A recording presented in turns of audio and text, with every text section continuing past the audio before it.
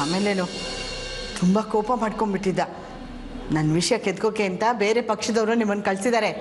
ಯಾರಿಗೆ ಕಳಿಸಿದ್ದು ಹೇಳಿ ಹೇಳಿ ಅಂತ ಎಷ್ಟು ಸಿಟ್ಟಾಗ್ಬಿಟ್ಟಿದೆ ಗೊತ್ತಾ? ಏನಮ್ಮ ಇದೆಲ್ಲ? ಇವಾಗ ಏನು ಮಾಡೋದು? ಇದನ್ನೆಲ್ಲ ಎಷ್ಟು ದಿವಸ ಅಂತ ಮುಚ್ಚಿಡೋಕ್ಕಾಗುತ್ತಮ್ಮ? ಏನೇ ಆಗಲಿ ಇವತ್ತು ಅಬ್ಬಾಯಿ ಹತ್ರ ಎಲ್ಲ ರಹಸ್ಯ ಹೇಳ್ಬಿಡ್ತೀನಿ. ತಾಯಿ ನೀನು ಕೈ ಮುಗಿತೀನಿ ಅಂತ ಕೆಲಸ ಏನಾದರೂ ಮಾಡಿಬಿಟ್ಟಿಯಾ?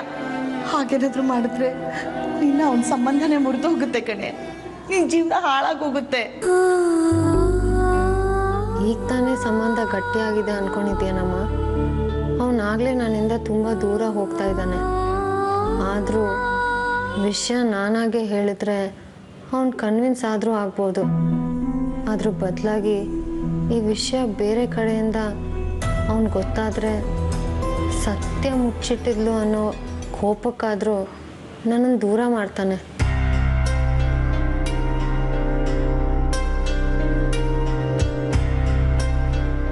ಶಾಲಿನಿ,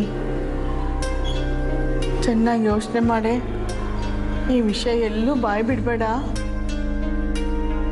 ಸರಿನಮ್ಮ, ಯಾವತ್ತೇನಾಗಬೇಕೋ ಆಗಲಿ.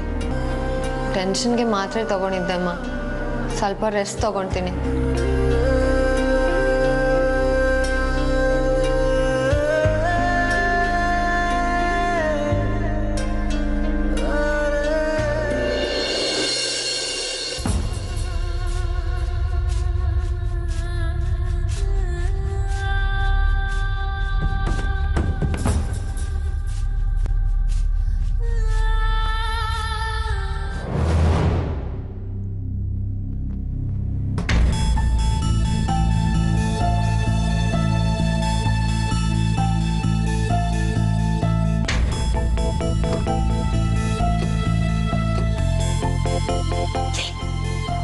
ನೀನ್ ಯಾಕೆ ಬಂದಿಲ್ಗೆ? ನೀನ್ ಯಾರೇ ಬರಕ್ ಹೇಳಿದ್ದು? ನಾನಾಗೆ ಬಂದ್ಬಿಟ್ಟೆ ಕಣೆ ಪಾರು.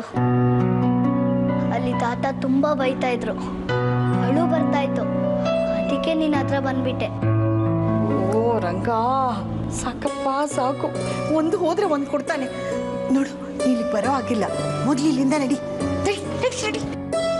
ಅಲ್ಲಿ ಹೋದ್ರೆ ತಾತ ಹಿಂಸೆ ಕೊಡ್ತಾರ ಕಣೆ ಪಾರು. ಹಿಂಸೆ ಕೊಡಿಲಿ, ಹೊಡಿಲಿ, ಬಡಿಲಿ, ನೀನ್ ಕೈ ಕಾಲು ಮುರಿದಾಕ್ರೆ ಏನ್ ಮಾಡಿದ್ರು ಸರಿ, ನೀನ್ ಅಲ್ಲೇ ಇರ್ಬೇಕು.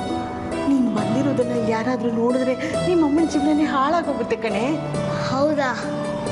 ಆದ್ರೆ ನಾನು ಏನ್ ಮಾಡ್ಲಿ ಪಾರು? ಹೋಗ್ತೀನಿ. ಇಷ್ಟು ದೂರ ಬಂದಿದ್ದೀನಿ. ಅಮ್ಮನ ಒಂದೇ ಒಂದ್ಸಲಿ ನೋಡ್ಕೊಂಡು ಹೋಗ್ತೀನಿ ಕಣೆ. ನಾನೇ ಹೋಗ್ತೀನಿ ನೋಡಿ. ಕೈ ಕಾಲು ಮುರಿದಾಕ್ಬಿಡ್ತೀನಿ. ಅಮ್ಮನ ನೋಡ್ತಾಳಂತೆ. ಅಮ್ಮನ್ನ ನಡಿ ನಡಿ ಇಲ್ಲಿಂದ ನಡಿ. ಪ್ಲೀಸ್ ಪಾರು, ಹೋಗ್ಲಿ.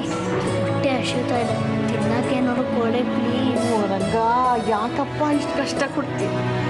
ಆಯ್ತು, ತಗೊಂಡು ಬರ್ತೀನಿ. ತಿನ್ನು. ಯಾರ ಕಣ್ಗೂ ಕಾಣಿಸ್ಕೋಬೇಡ ಆಯ್ತಾ? ಒಂದ್ ಕಡೆ ನಿಂತಿರು. ಹೋಗು.